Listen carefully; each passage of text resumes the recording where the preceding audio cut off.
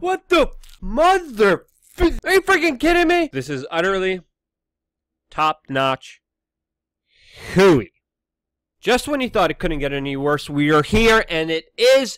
And that's why in this video, I want to give you the latest information about what is happening with Project Veritas, with their latest investigation into, of course, tech censorship, which is getting censored itself, as well as another top creator that has been completely eviscerated from YouTube that just deleted all of his work, taking away his livelihood for, of course, unknown reasons. And I wanted to put all of this in context after giving you the latest updates with specific information about exactly what YouTube is doing here and what they're going to continue to do from now on, which is not a short-term plan, but a long-term plan that we will see played out within the next few years. Stay tuned to the end of this video to understand what I'm saying. And before we get into the video, I sincerely, once again, hey, since, you know, independent creators are directly under attack, I sincerely want to thank everyone that goes to WeAreChange.org, signs up on our email list, which of course is in the top right-hand corner of the main website. And if you are inclined or have the ability to donate, we appreciate every single donation that keeps us up and running. We accept cryptocurrencies, EOS, Bitcoin, Bitcoin Cash, Ethereum, Dash, Monero, and if you are not someone who is financially stable, which more and more people are becoming, you could also support us by not playing into the fiat system, but simply using privacy-focused browsers, search engines, live streamings, and even social media websites that, of course, could be great alternatives to the big technocratic monopolies out there. And regardless if you support us or don't support us, I still would recommend each and one of these resources that I am personally using that have benefited me not only with crypto, but also just how better they are than the standard multinational corporate monopoly-dominated services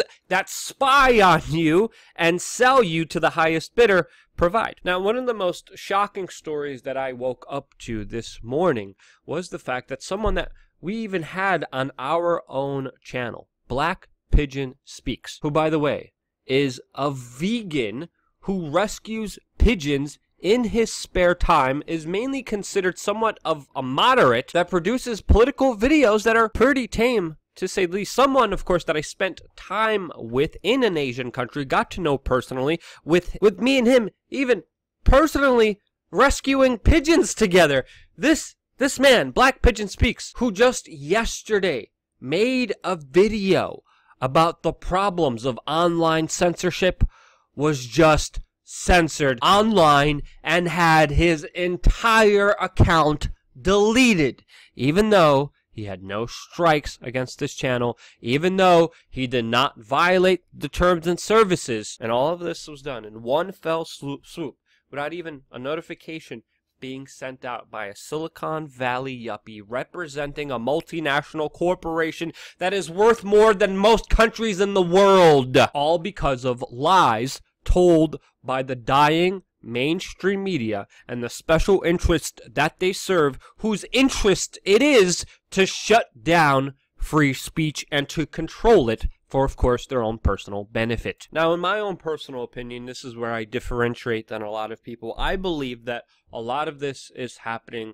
on purpose, and not predominantly because of Vox, BuzzFeed, and Vice's kind of crybaby attitudes trying to snitch on independent creators to get rid of their competition. I do believe that there is a small sort of reason, sort of justification, but again, to me, it is still a small reason, and in my own personal opinion, this would be happening regardless if it was for Vox, BuzzFeed, and Vice raising the little temper tantrums that they're having over, of course, independent creators having independent voices that disagree with them. But there still is a major clash happening between the establishment media, which is supported by special interests, and of course the anti-establishment media, which of course is focused and supported predominantly by individual supporters. supporters. We look at Black Pigeon Speaks. He even just recently sent out a statement and said his channel was fully monetized, in good standing, had no strikes, 95 to 90% like ratio, with close to 500,000 subs. Again, this is almost identical to our channel, by the way. He even said himself, quote, "I follow the rules carefully and have not broken any of them. Is this a mistake?" And of course, this is also how we're operating. And of course, a lot of other people who are operating in the same way who also get hit no matter what. Now, do these facts matter to YouTube? Well, we're going to see, and we're going to be very lucky if there even is going to be an official explanation to why Black Pigeon was actually banned. Which again, people need to realize, there wasn't even a notification, a warning, an official statement at all. And again, we're going to be very, very lucky if there is one. Now, a lot of people are describing these latest actions by YouTube and other social media websites as, quote, jumping the shark. But people need to remember that these events have been happening and slowly escalating for years now. I mean, they slowly are starting to, of course, boil the water that all of our little froglings are in.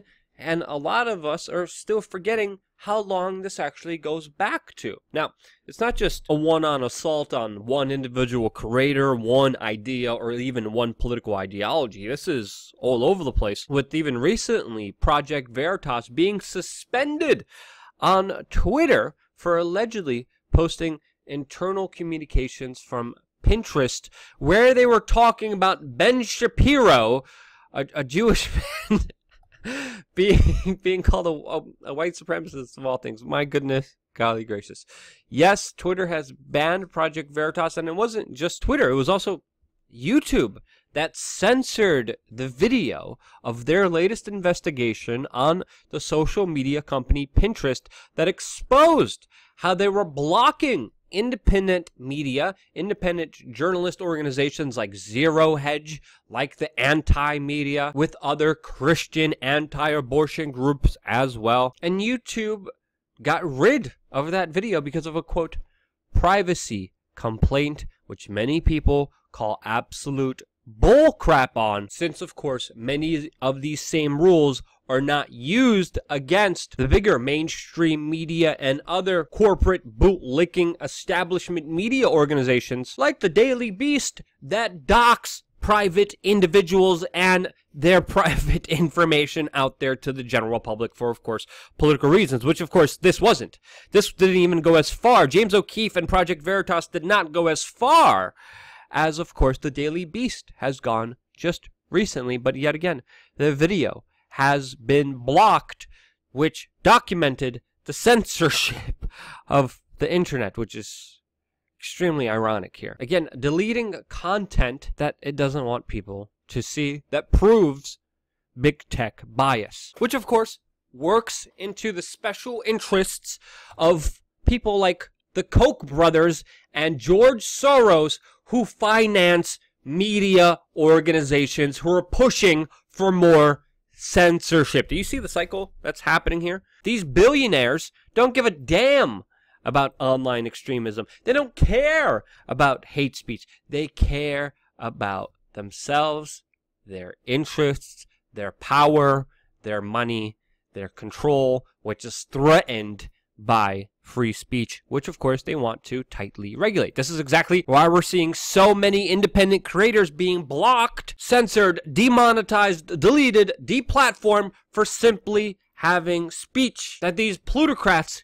cannot control, which they are severely afraid of. As an example, look what happened to our friend Ford Fisher of News to Share, an independent news organization that simply documents protest. Not coming from a left-wing or a right-wing perspective, but simply documenting protests for historical important context. What happened to him? Well, he was recently demonetized, even to the displeasure of the main person calling for censorship online, Carlos Maza of Vox, who has been campaigning to, of course, deplatform people who make jokes about him. Even Carlos Maza spoke out about YouTube's far-reaching extension and attack on independent creators like Ford Fisher, which he said was, quote, F awful, since of course he's doing important work, which I actually agree with Carlos here. I know Ford, and he does do important work, but even with Carlos Maza, who of course YouTube willingly listened to when he was complaining, but now even YouTube is not listening to the same person that they allegedly were listening to when he's saying, hey, you guys are going way too far in your censorship and your demonetization of independent creators. And this is one of the reasons why I believe the kind of crybaby behavior is not really that important when it comes to the wide sweeping actions that YouTube is committing here. Because YouTube, on one action, when it benefits them, says, yes, we're listening to you, Carlos. But when even Carlos says, hey, the gay monk says, hey, no, you're going too far here, they completely ignore that, and Ford Fisher's channel is still demonetized, and other people are getting hit left, right, and center of the political discussion. History channels are being hit here, independent journalists are being hit here, critical thinkers are being hit here, and you have to ask yourself, who does this ultimately benefit? Who here is set to gain the most with all these voices being completely destroyed, eviscerated here? And it's easy to point your fingers at the gay monk and Carlos Maza here with his unfavorable character and him being the most vocal proponent here. But honestly, in my opinion, if it wasn't for him, it would be someone else used to justify this larger culling of information that's happening right now in a very slow and deliberate way. What we're seeing from, of course, these major corporations that have been empowered by government, corporations like Alphabet that cooperate with not only spying on you, but with weapons programs that they are directly working with the U.S. government on in so many instances. We have to understand here, this slow and deliberate action is being done to, one, create a chilling effect. This is why we're not seeing a lot of explanation. That's why we don't know a lot of the clear rules here. That's why a lot of innocent people are being hit here, to set up a dangerous chilling effect so people self-censor themselves and important topics don't get questioned. So special interests still get to push their agenda on you without you daring to question them. That's one aspect of it. And two, we have to understand that this is a long-term plan here. YouTube and Google and Alphabet and the Pentagon Innovation Board and all of the other intelligence agencies that they work with that have helped them and supported them, we have to understand that this is a long-term plan that's going to be playing out within the next 2 to 5 years. If YouTube and Alphabet, Google shut down all of the independent creators, they would, of course, create a firestorm and fury against them that would have most of their audience, most of the people that are allowing them to be where they are at, to simply leave the platform and go towards another one. This is why they're hitting people on a long time frame, on a very random time frame. It's not just right-wingers, it's also a lot of independent creators. There's also some left-wingers being cut up here and also being deleted and eviscerated. Not as many as the right, but that needs to be portrayed here to keep pushing people towards the chaos that is essentially unfolding in our society because of social media. Because when people are fighting each other, tearing each other apart, they are becoming their own worst enemy and don't focus on the people who are actually creating the problems in our society. And this is why we're seeing this kind of two-step forwards, one-step back policy, which is essentially, as other people call it, boiling the frog here, still giving a voice to some people on the platform while slowly, of course, turning up the temperature and continuing to indiscriminately ban people one by one, hoping that the masses of people who actually make Google what it is don't flee in droves and don't notice the actual censorship that is happening here. Now, a lot of people here are already unsatisfied. A lot of people are calling for the government to come in and swoop in and set up some regulations, which I don't believe will actually happen. Now, a lot of people are saying Donald Trump will make America great again, will help us, will stand up for us. And in reality, a lot of those people, again, are willingly giving up their power to an authority that has failed them time and time again, and sadly, from my own analysis, will fail them on this very important issue. Now, there is some talk about regulating, about government agencies looking into these tech Silicon Valley companies and their censorship. Whether this will actually have an effect, I don't think so. Now, the debate here is very fascinating and interesting as it's unfolding, because a lot of these tech Silicon Valley companies, if they are to be deemed public utilities controlling communications lines, they can't discriminate against people, just like a phone company can't discriminate about what you say using their services. And if they are deemed themselves as a public utility, as a communication hub, then of course that will end a lot of this censorship. On the other hand, if they decide that they're publishers, then they get to choose what they want published and what they don't want published. This creates another problem for them, with of course them now being legally punishable by law with what people put out there. So if someone does something illegal or steals something from someone, they will be held accountable because they are now publishers. And as publishers, you have a duty to publish things that you curate that you are personally responsible for. So either way of this debate, no matter how you look at it, these big tech Silicon Valley companies don't have any easy way to rectify the current situation that they're in. But will they face any repercussions or even the significance of this double standard that they're living in right now, this gray zone that they're operating in right now? Well, I would highly, highly question that, and I am highly doubtful of that, with understanding how powerful their lobby is, and how just incompetent, stupid a lot of government officials who don't even know how to use Facebook are to even deal with this sophisticated problem that our society is having a harder and harder time to deal with. So, will Google, YouTube, Facebook, Twitter be regulated? No. I don't think so. But that doesn't mean we're doomed. That doesn't mean that there isn't a solution, because one of the solutions is actually what I just brought up in diagnosing the problem, is the very fact that these corporations, these monopolies, these Silicon Valley communication hubs are only as powerful as its user base. And this is why we're seeing such deliberate, slow actions by them and not a one massive action. And this is why we still have the power here. And with our voice, we have that power to determine and decide what lives, what survives, what is popular, and what is not. And it has been independent creators that have whooped the establishment mainstream media's buttocks when it comes to gaining an audience, getting people's attention, and being able to, of course, represent the people more realistically than, of course, the ones that work for big money, that have ultimately changed the game here. And no matter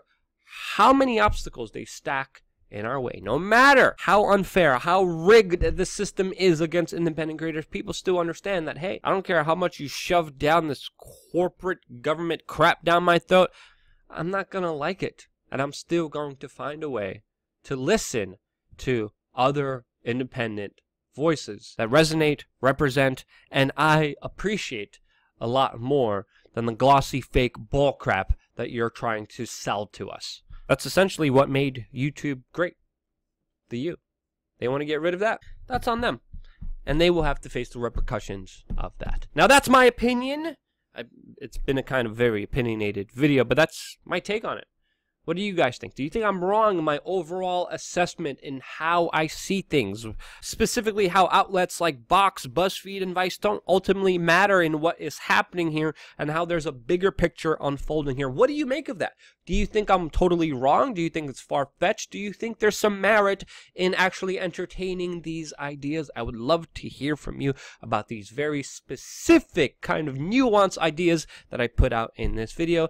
And because how else can I learn other than communicating with you and listening to you and being able to engage in a free and open political discussion, which this is the whole purpose of having this channel. So once again, I sincerely thank you for participating in this independent media outlet. Without you, we wouldn't be here. And because you're still here, love you guys. Stay tuned for more here on WeAreChange.org.